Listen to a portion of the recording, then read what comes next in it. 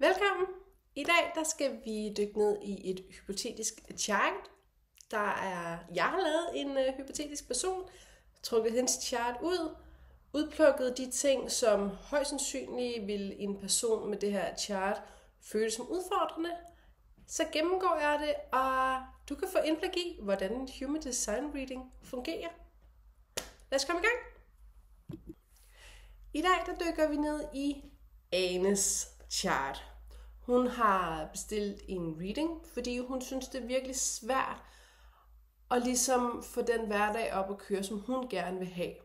Der er en iboende frygt i hende, som hun bare ikke kan finde ud af, hvordan hun skal få bugt med. Den spænder ben for alt, hvad hun gør, og det er virkelig blevet en kæmpe hemsko i hendes liv. Derudover så har hun virkelig svært ved at finde sit eget værd. Hun sammenligner sig konstant med andre, og hun føler aldrig, at det hun gør, det er godt nok. Ane, hun har det, man kalder en generator, energitype. Hun har en 1-3-profil, altså den her arketype, vi går rundt med. Og så har hun et meget åbent chart, og det har stor betydning for Ane.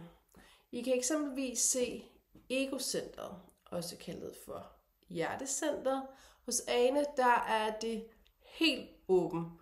Der er intet her i hendes chart, der er aktiveret. Og det går ind og påvirker hendes selvværd helt utrolig meget. I egocentret, der ser vi, at der er tematikker som selvværd, viljestyrke, just do it energien. Hos Ane, der er den helt åben. Man kan jo på en eller anden måde sige, det er lidt ærgerligt ikke at have det her center på nogle måder aktiveret, defineret. Men hvis man vender den om, så er det også en evne til, at man virkelig kan gå ind og mærke hos andre, hvordan at de ligesom bruger deres selvværd. Er det et balanceret, er det et ubalanceret? Man kan virkelig gå ind og smage på andres. Men for Ane, der spænder det ben. Fordi at hun føler aldrig, at hun kan nå op hos, hvor andre er i det, hun gør. Så for Ane, der er det virkelig vigtigt at gå ind og nære sig selv. Prøve at hjælpe med den her sammenligningskonkurrence, hun har kørende med andre. Og ligesom få den parkeret og få nogle værktøjer og teknikker ind til at få oparbejdet hendes selvværd igen. Den anden udfordring, Ane hun er kommet med, det er den her frygt, som spænder ben for alt i Anes liv. I Human Design Charts, der går vi ind og kigger på 3 forskellige centre, når vi snakker om frygt. Der er Ajna-centret, Solar Plexus og Spleen. Her der dykker vi ned i Spleen-centret, for det er det center, som i Anes chart er defineret.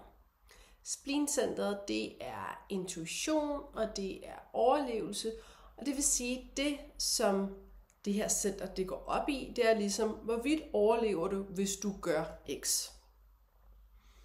Hos Ane, der er 4 gates, der er aktiveret, og det vil sige, de har alle sammen en iboende frygt siddende i sig, som kan gå ind og spænde ben for Ane. Og vi dykker ned i 2 af de her gates i dag. Den ene, det er gate 50. 50, den har denne her frygt for at tage ansvar. Og også en frygt for ikke at kunne leve op til det. Og tit med denne her gate, der kan man virkelig se det fulde potentiale i mennesker, ting, situationer. Og man har den her behov for at opretholde perfektionisme og kontrol, fordi at man kan mærke så meget, hvad der er i ubalance og hvad der er konfliktfyldt omkring sig. Og det kan have en ret stor påvirkning på ens system. Derudover så har Ane også gate 18. Gate 18, den har en frygt for autoriteter. Den har sådan en rimelig god evne til at kunne lave en kritisk analyse af ting, og så dømmer den sig selv og andre utrolig hårdt.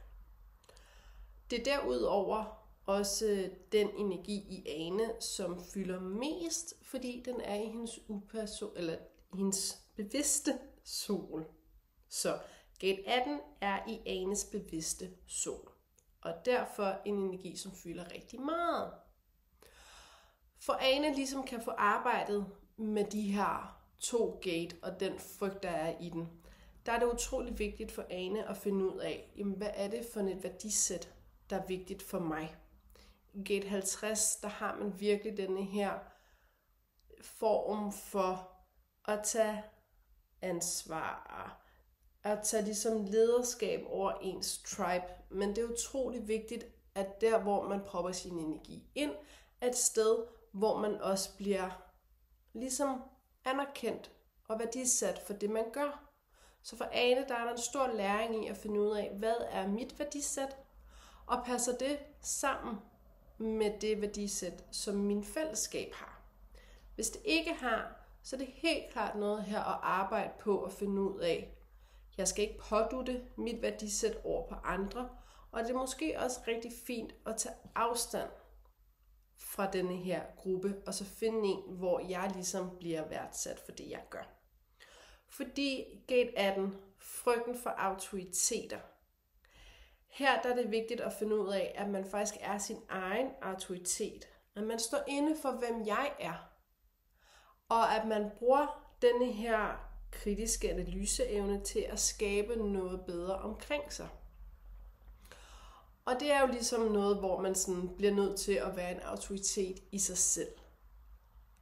Ved ligesom at værne om de her aspekter, der kan Ane også gå ind og højne sit selvværd, fordi hun bruger sine evner på en konstruktiv måde, og hvor hun også kan mærke feedbacket udefra, ligesom fylder hende op som person. Derudover så har Ane denne her generator-energitype i sig. Det vil sige, at hun kan tage de beslutninger, hun skal tage i livet, ved hjælp af det her indre pendul, hun har.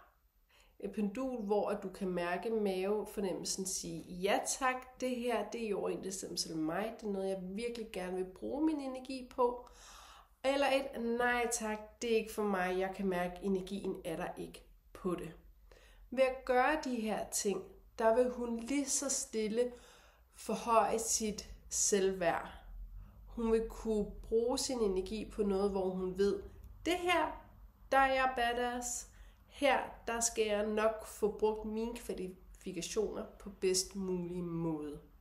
Og en lille krølle til Anes chart, det er, at hun er motiveret af en længsel til at engagere sig i livet, dedikere sig til ligesom at tage lederskab, gøre noget for sit fællesskab og bidrage til livet, i stedet for at ligge passivt til at proppe al autoritet og lederskab over på andre. Så, det var den første hypotetiske reading. Jeg håber virkelig, du har fået noget ud af det. Har du lyst til at vide mere, så subscribe. Der kommer løbende nogle flere forskellige fiktive readings ud, lidt andet godt. Og ellers så følg med over på Instagram, der kommer også lidt hister her. Men tusind tak for at se med, og du må have en dejlig dag.